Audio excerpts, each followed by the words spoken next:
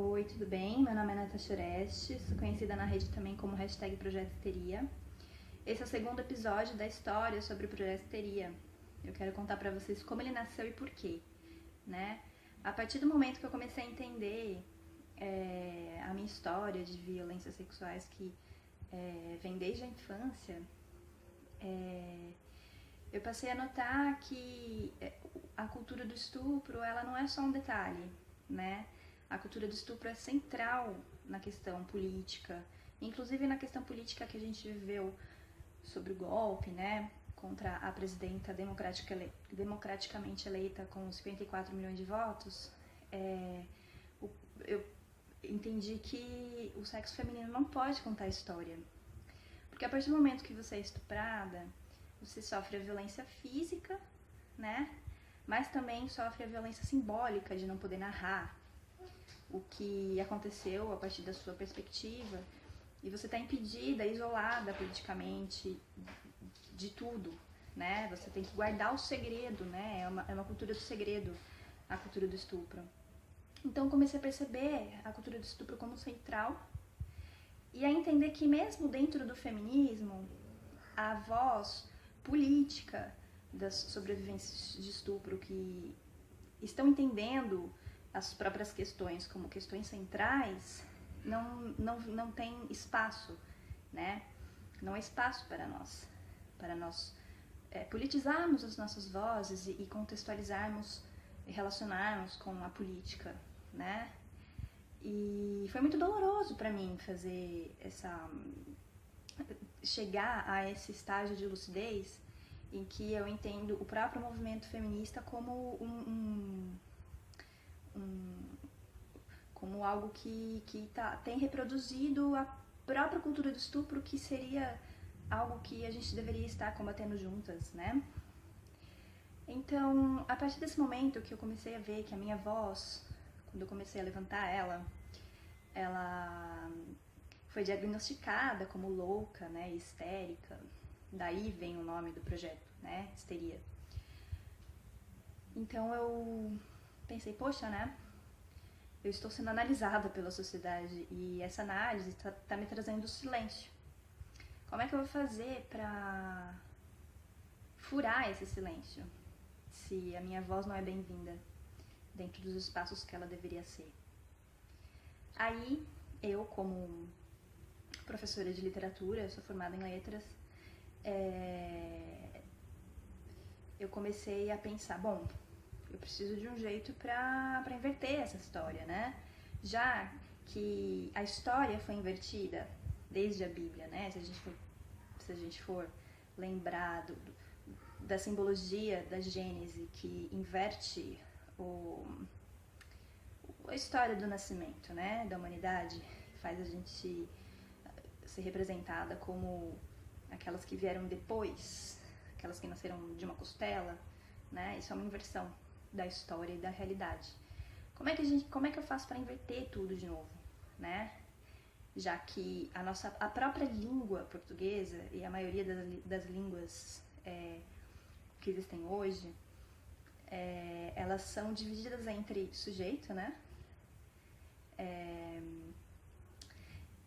E tem o sujeito e tem o predicado, né?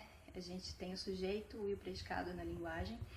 E na psicanálise, coincidentemente, a gente tem o sujeito e o objeto.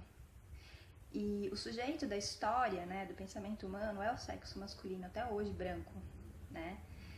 E as mulheres são o objeto, aquele que não tem voz, aquele que quando se coloca é descredibilizado porque é louco, sendo que a loucura do sexo masculino é considerada genialidade.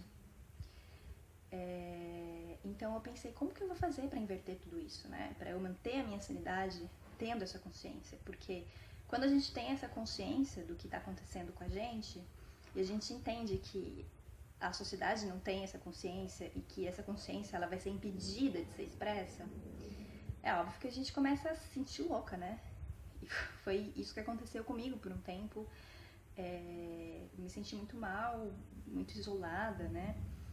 E eu pensei, não, poxa vida, eu sou formada em letras, eu tenho meu trabalho com a linguagem, sou poeta, então eu preciso transformar tudo isso em linguagem. A Audre Lorde tem um texto sobre transformar o silêncio em linguagem e ação, e esse texto foi transformador na minha vida, né? Ele me deu um senso de direção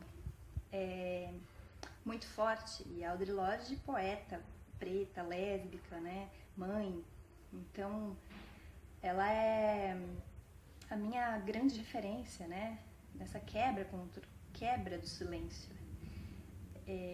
Nesse texto ela afirmou que o silêncio não protege a gente, e isso virou o lema da minha vida.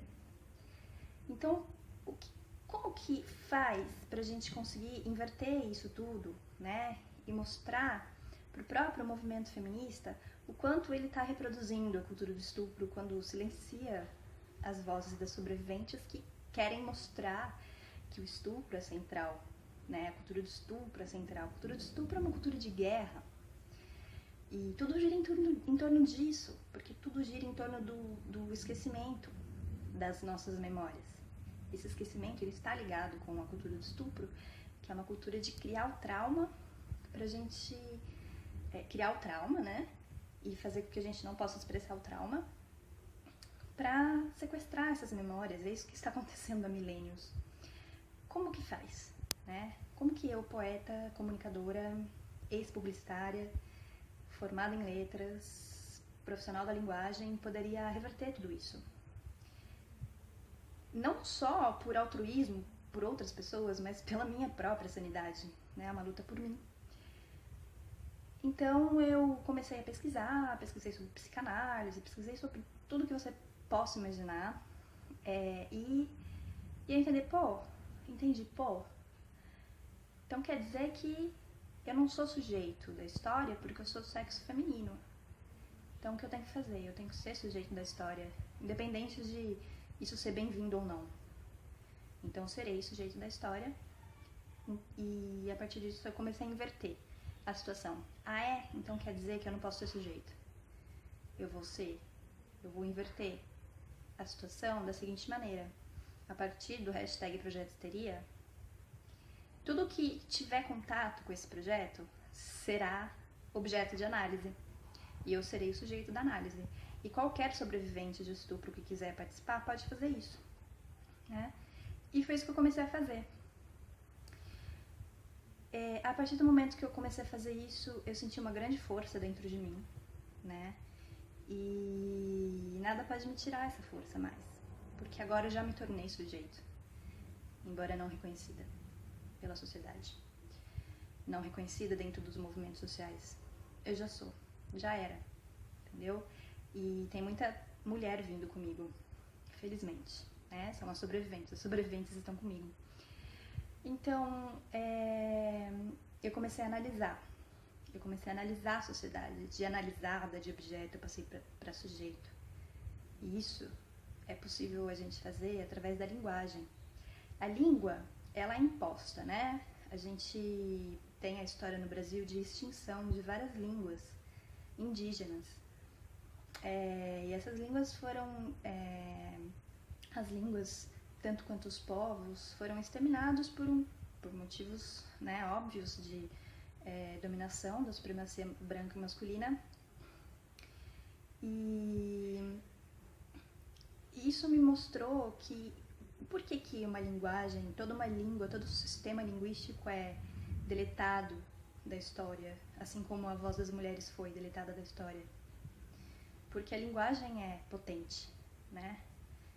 Então eu decidi que eu iria usar essa potência e espalhar a mensagem para que as mulheres tomassem consciência da potência da própria voz. A gente está em silêncio porque esse silêncio foi imposto através da violência. E aí a gente precisa superar o trauma, que é uma questão individual, né? Que a gente sente no corpo, e subjetiva o trauma. O trauma é subjetivo, apesar de ele se expressar fisicamente. Só que a gente não pode interpretar isso só como um trauma individual, mas sim como um trauma coletivo. E pra gente fazer isso, a gente precisa das vozes de muitas mulheres unidas, no mesmo, sabe, em uníssono.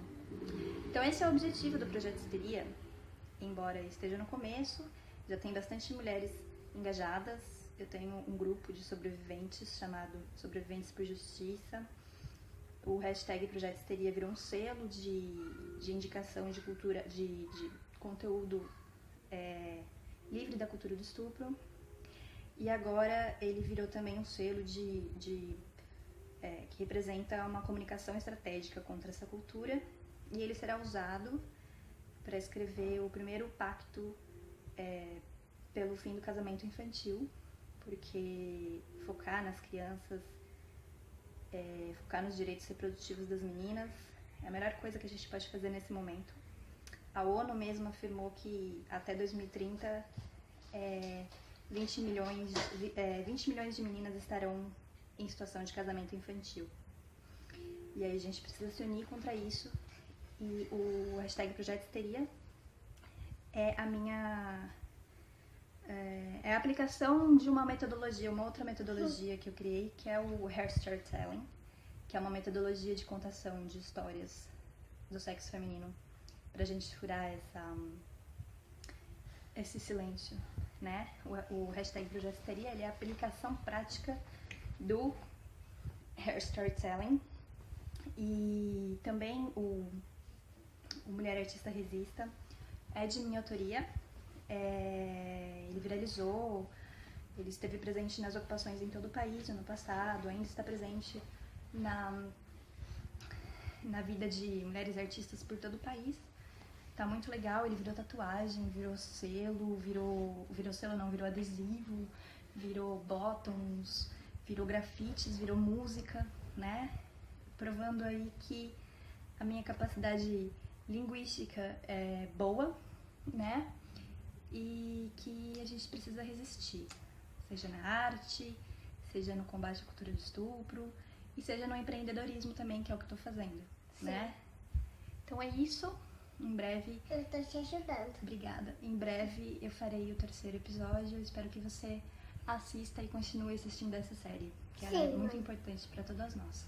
Obrigada por assistir e até a próxima.